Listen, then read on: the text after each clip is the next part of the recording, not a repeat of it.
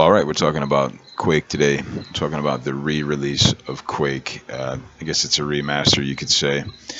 Um, my first experience with this particular game was on the Sega Saturn.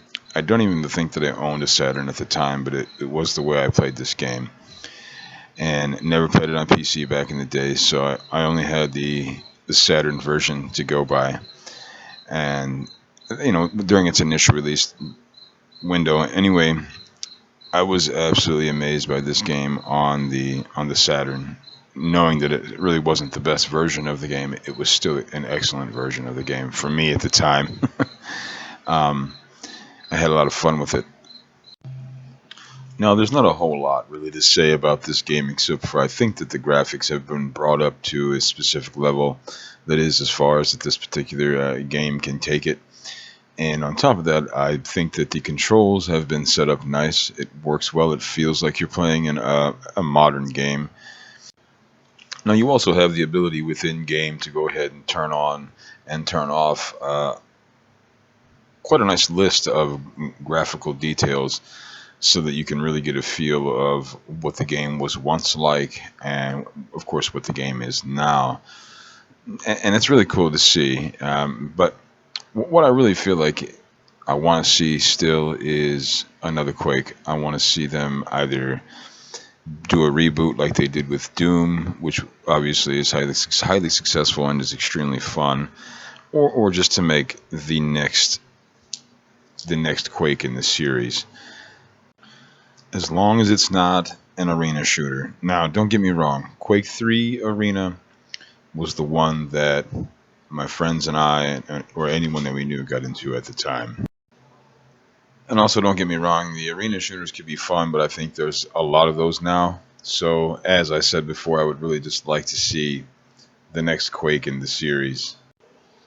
Now, I played around with the graphics quite a bit on this to see which way would be the closest to the way I would remember it. And the absolute truth is, with everything turned up completely, is the way that I would remember it, which we all know is not the way it was, even on the best of PCs at the time.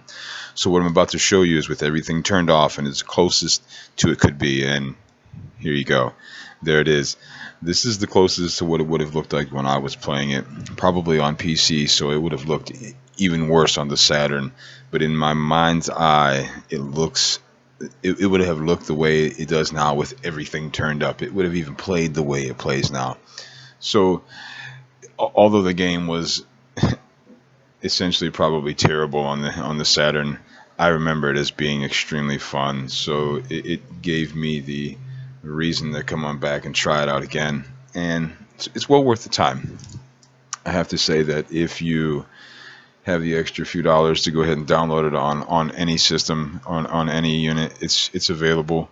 And if you have Game Pass on an Xbox or a PC, you might as well download it, man, because you literally have nothing to lose. If you hate it, if it's garbage, just delete it.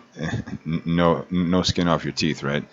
So really, I guess it comes down to does the game maintain its fun? Yes. The answer is yes. In fact, I think it's more fun simply because of the updated controls. The way everything moves, the way everything plays, it feels as though you're playing something that is fresh, something that is out now. So I have to recommend this game if you like first person shooters, just straight action, Doom style. When I say Doom style, I really feel like this is more akin to the reboot of Doom. It feels that way anyway, right? But this is more of obviously an old version of that. But if that's the kind of game that you enjoy, then go for it. This is the one. Buy it or borrow it on Game Pass. Either way, you won't regret it.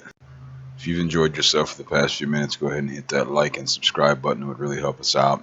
Now, no matter what you're playing, remember, always do your best to have some fun.